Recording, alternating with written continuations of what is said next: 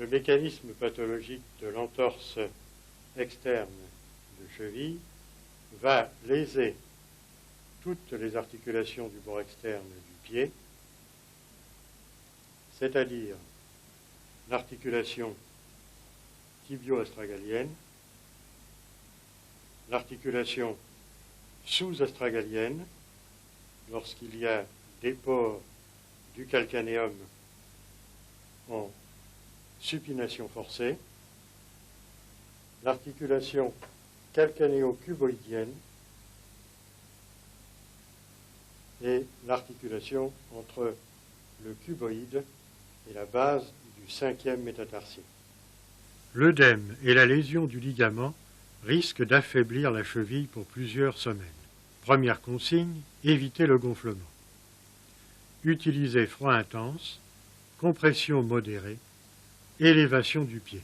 Pour une application de froid immédiate, il est possible d'utiliser les poches à froid qui contiennent un produit chimique.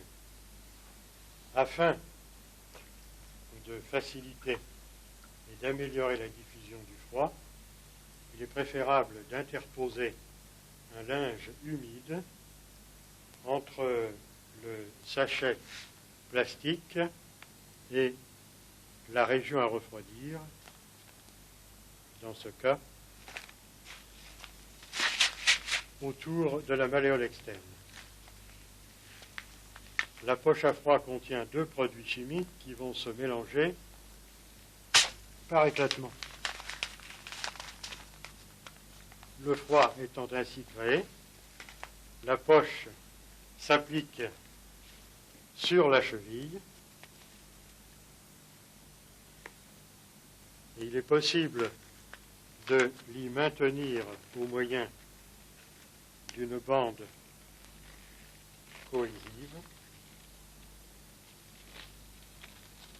qui assure la mise en place de la poche froide et garantit le contact.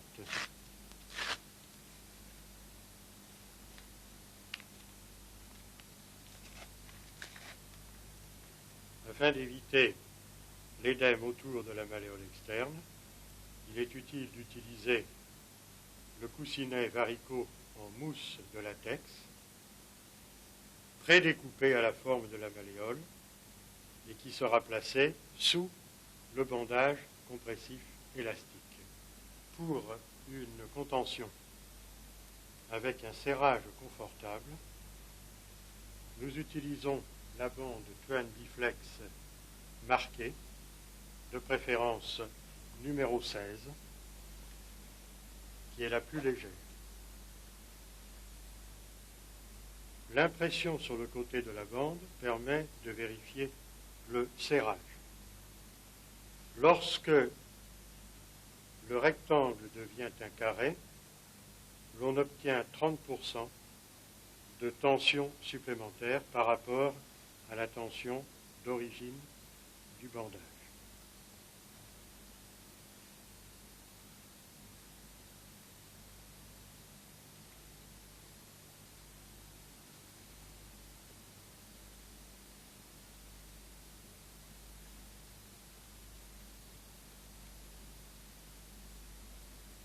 Si le blessé doit être transporté, on se retrouvera bien d'ajouter une longueur de tissu collant rigide partant du 5e métatarsien pour contourner le segment jambier et immobiliser le pied dans une position de dorsiflexion, légère éversion. En seconde option, pour assurer le transport dans des conditions satisfaisantes, il sera possible d'utiliser la botte aluforme qui permet un réglage de la position de la cheville de la manière la plus confortable possible pour le blessé. Le réglage peut être différent de chaque côté du pied. le velcro permet un collage sur tous les sites de la botte.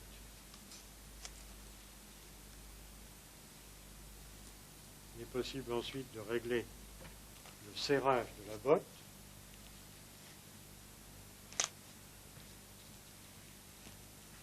Et même d'assurer une contention autour du coup de pied, si ceci est nécessaire pour le confort du blessé qui doit rentrer avec son équipe, soit par le train, soit en autobus. L'examen d'une entorse fraîche de la cheville, du ligament latéral externe, consiste tout d'abord en l'inspection. Lors de l'inspection, on recherche une attitude anormale du pied en vers le C15, ce qui n'est pas le cas ici. Lors de l'inspection, on recherchera également l'existence d'une tuméfaction siégeant en regard de la malléole externe, avec dans les premières heures l'apparition d'une tuméfaction dite en œuf de pigeon, siégeant au niveau de la malléole externe, correspondant à un hématome. Tuméfaction également à la face antérieure du pied. On observera également l'existence ou non d'une ecchymose, que l'on voit ici, en précisant le siège de cette ecchymose et également l'étendue et sa diffusion. À la palpation, on essaiera d'apprécier de façon plus exacte le volume de la cheville en recherchant une fluctuation au niveau de l'articulation tibio-tarsienne, témoignant d'un épanchement éventuellement intra-articulaire. Tuméfaction qu'on palpera également en arrière des malléoles externes et internes, en s'assurant au passage que le tendon d'Achille est parfaitement souple et indolore.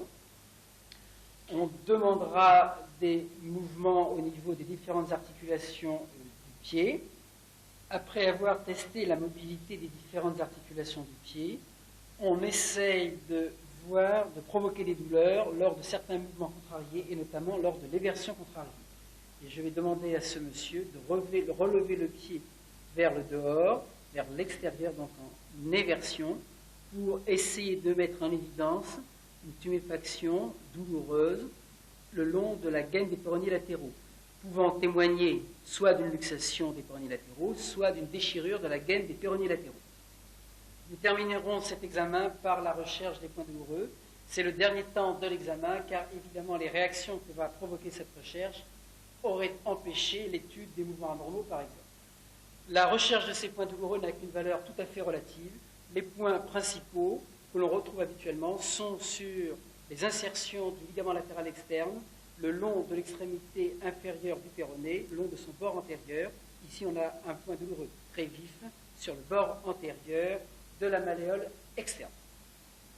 L'examen clinique se terminera par la recherche de mouvements anormaux qui peuvent se produire tant dans le plan frontal que dans le plan sagittal. Pour des raisons de pratique, nous avons pris un sujet normal pour la recherche de ces mouvements anormaux. Dans le plan frontal, il s'agit de la recherche du choc astragalien. Pour des raisons de pratique personnelle, nous ne le recherchons pas en temps habituel et nous préférons de loin rechercher les mouvements anormaux qui s'effectuent dans le plan sagittal, avec donc deux techniques possibles, qui sont d'une part la technique qui consiste à immobiliser le talon sur le plan, et d'autre part, on pousse avec la main fortement vers l'arrière, en essayant de rechercher un déplacement postérieur du segment jambier par rapport à l'astragale. Autre possibilité, qui est l'inverse, on empaume le talon, on immobilise le segment jambier et on tire vers l'avant en essayant de subluxer en avant l'astragale. Cette étude n'a de valeur que dans la mesure où elle est bilatérale et comparative, en sachant que bien souvent, malheureusement, la douleur et les contractions musculaires empêchent d'avoir des réponses positives. C'est dire une fois de plus l'importance donnée à l'interrogatoire et aux examens paracliniques, et notamment aux tests dynamiques en radiographie. Une fois la douleur calmée, il importe d'interroger le cuboïde et de s'assurer de son intégrité. Une douleur qui persisterait le long du bord externe du pied serait très invalidante. L'os cuboïde est très médian protégé par un épais matelas de graisse et de tissu cellulaire sous-cutané sur son bord externe. La traction du tendon du long péroné latéral tend à soulever l'os qu'il convient de réintégrer dans sa logette fibreuse. La cryothérapie peut être employée de plusieurs manières, soit sous forme de colpac que l'on applique sur la face externe de cheville par l'intermédiaire d'un linge humide, ceci pendant 20 minutes, et répété 2 à 3 fois par jour, le membre inférieur étant le plus généralement en déclive. Cette application de glace peut être aussi effectuée par d'autres moyens, notamment par le massage à la glace sur les points douloureux de la cheville. Ce massage à la glace s'effectuant par l'intermédiaire d'un glaçon, et l'on vient faire effectuer des frictions sur tout le pourtour malléolaire en insistant plus particulièrement sur les points douloureux de la tibio-tarsienne et du ligament. Une application de froid contre l'œdème et la douleur doit faire chuter la température de la peau en dessous de 15 degrés. L'application sèche en bleu ne permet pas de passer le seuil. L'application humide en vert est efficace. La température intramusculaire chute elle aussi lorsque la peau est refroidie en dessous de plus 15 degrés. Le massage transversal profond s'applique sur tous les ligaments ou tendons dans un but de revascularisation. La frotte intense s'applique transversalement sur une structure préalablement mise en tension. Le traitement physiothérapique effectué sur cet appareil correspond à deux mécanismes. Le premier mécanisme, effectué par le générateur A, réalise une inhibition présynaptique de la douleur, jouant donc sur le gate control system, avec deux électrodes, une électrode placée sur la face antéro-externe de la tibio-tarsienne douloureuse et l'autre électrode placée sur le sciatique poplité externe sous la tête du péroné. Le courant délivré est un courant de basse fréquence, pouvant aller de 1,5 à 200 Hz et activant les fibres myélinisées de gros diamètre à alpha et à bêta. Ces deux électrodes peuvent en plus être polarisées, avec par exemple le pôle négatif à la partie inférieure, le pôle positif à la partie supérieure. Ce réglage s'effectue sur la partie centrale de l'appareil, et nous pouvons donc associer à ce courant de basse fréquence antalgique une diélectrolyse de produits anti-inflammatoires. Le deuxième générateur, le générateur B, délivre des courants de 1 à 5 Hz, et ceci de manière erratique, et joue sur le système encéphalinergique. Les deux électrodes sont placées à la face postérieure du rachis dorsal, au regard des émergences nerveuses du rachis dorsal. On peut, sur ce deuxième montage, mettre une électrode en dérivation qui va venir innerver ici le long ou le court péroné latéral afin d'obtenir un effet excitomoteur par ces courants de très basse fréquence qui, pour des intensités relativement faibles, engendrent des contractions musculaires. Les courants excitomoteurs sont utilisés au début du réentraînement musculaire, pendant la phase douloureuse qui sidère la commande volontaire. Dans une entorse de cheville, l'emploi des ultrasons peut être une thérapeutique intéressante. Ces ultrasons ayant un effet antalgique et un effet trophique. Les ultrasons peuvent être employés par l'intermédiaire d'un gel entreposé entre la tête ultrasonique et la peau du sujet, ou bien par l'intermédiaire d'un glaçon qui associe l'effet antalgique local de la cryothérapie au cours de l'émission ultrasonique. Ces ultrasons sont réalisés pendant 8 à 10 minutes avec une puissance d'1 watt par centimètre carré. Si l'œdème se développe, la cicatrice fibreuse deviendra épaisse et éventuellement douloureuse. L'application de glace, la compression et l'élévation du pied combattent l'œdème et la douleur, préparent une cicatrice modelée et indolente. Une contention collée souple permet de maintenir une compression modérée tout en autorisant une reprise d'activité prudente. Nous nous contentons de souligner ici un renfort important. Le brêlage selon Neger ancré sur la malléole interne pour venir stabiliser le bord externe du pied.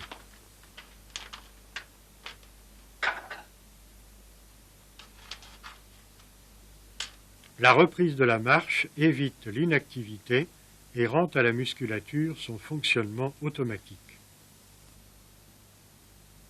Si nécessaire, un renfort rigide peut s'ajouter à la contention, assurant le verrouillage postérieur de l'astragale. Une épaisseur d'élastomousse sous la contention collée assure une compression rythmée de l'œdème résiduel.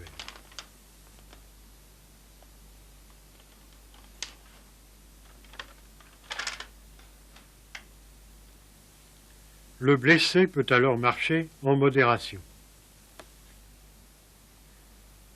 Plus tard, le blessé pourra utiliser une chevillère, se donnant ainsi la sensation de stabilité dont il a besoin lors de la reprise d'entraînement. Des lanières de renfort permettent un réglage fin de la contention. La levée de sidération des muscles perarticulaires de la cheville peut se faire à partir d'appui plantaire corrigé et à partir de sollicitations musculaires en chaîne. Ici, nous employons une chaîne périphérique, axiale périphérique. Cette sollicitation musculaire peut aussi s'effectuer en chaîne fermée, en effectuant un appui contre les mains au niveau distal et au niveau des orteils, au niveau périphérique. Et la sollicitation sera plus intense et plus localisée sur les groupes musculaires que nous aurons choisis au départ de l'exercice, avec soit des chaînes directes, soit des chaînes croisées sur ces différents muscles périarticulaires de la cheville. Nous aurons donc un travail d'irradiation qui ne sera pas douloureux. Les contractions musculaires intenses doivent intéresser principalement 3 groupes musculaires. Tout d'abord, les fléchisseurs dorsaux en position d'éversion, avant tout l'extenseur commun des orteils et le péroné antérieur. On demande au sujet de fléchir son genou en tirant les orteils vers lui, tirer fort, et on lui demande de résister dans cette position. Relâcher, mais aussi le long péroné latéral par un travail de flexion plantaire et un mouvement de pronation du pied. Allez-y, poussez contre moi, encore, tenez, relâchez, et un travail du court péroné latéral par une sollicitation directe sur le bord externe du pied. Allez, tirez votre pied ici, résistez fort, et vous relâchez. Les exercices de vigilance musculaire peuvent commencer tôt en décharge. On travaille dans cette position l'amortissement du talon lors de l'attaque du pas, c'est ce qui correspond au cycle de 0 à 15% du cycle de marche. Et sur cette attaque du talon, on va réaliser des déstabilisations soit latérales, soit antéro-postérieures, soit rotatoires, et ceci à des vitesses de plus en plus grandes. Ces sollicitations musculaires dynamiques peuvent être aussi entreprises en charge partielle sur le ballon de Klein, par exemple. Apportez votre poids du corps sur le ballon et empêchez-moi de tourner le ballon. Les sollicitations peuvent être effectuées soit au niveau du plan instable lui-même, soit au niveau du pied, du genou, ou encore au niveau du bassin ou des membres supérieurs. Les exercices proprioceptifs sont poursuivis lors du rentraînement à l'effort par des exercices de saut sur le trampoline effectués avec 2 pieds, puis sur un seul pied. C'est un travail beaucoup plus sollicitant pour la cheville. Il y a des effets de compression, décompression, ensuite d'avant en arrière, et puis dans le plan latéral. Lors de chaque visite, la contention collée est découpée avant la séance de traitement. Ceci permet de s'assurer de l'état de la peau et de la résorption progressive de l'œdème. Premier temps, drainage des ganglions au niveau du creux poplité. 10 manœuvres sur place, 10 au-dessus du pli de flexion du genou.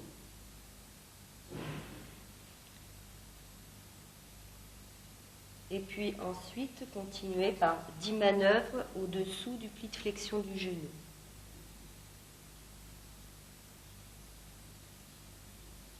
Alors, le temps important, c'est le déroulement de la main et ne pas oublier la traction sur la peau.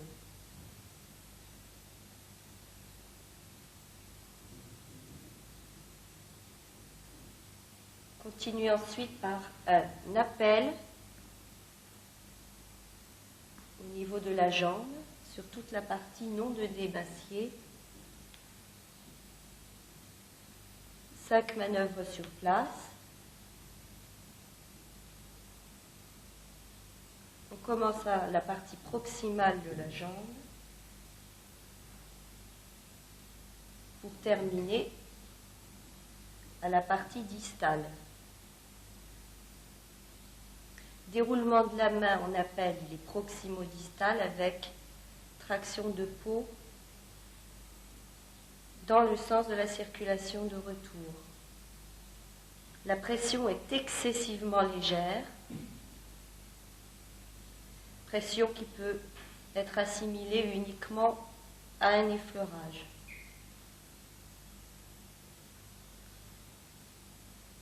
Nous arrivons dans la région de l'entorse. Et cette fois-ci, on va traiter directement l'œdème. Cet œdème qui est malléolaire et sous-malléolaire. Nous plaçons la main et nous allons effectuer des manœuvres de résorption afin de résorber l'œdème. La manœuvre, cette fois-ci, est toujours en déroulement de main, pression très faible.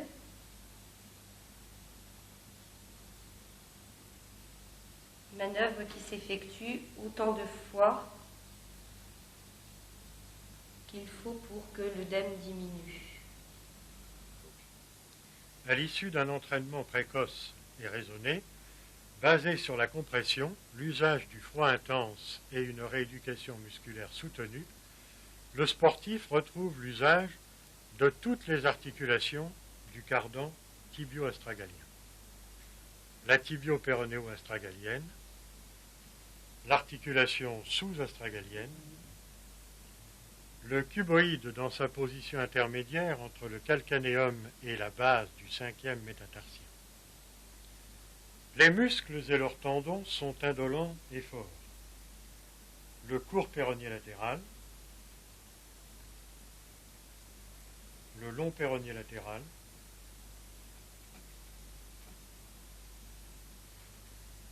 l'extenseur commun des orteils, sans oublier le jambier postérieur, garant de la stabilité du pied.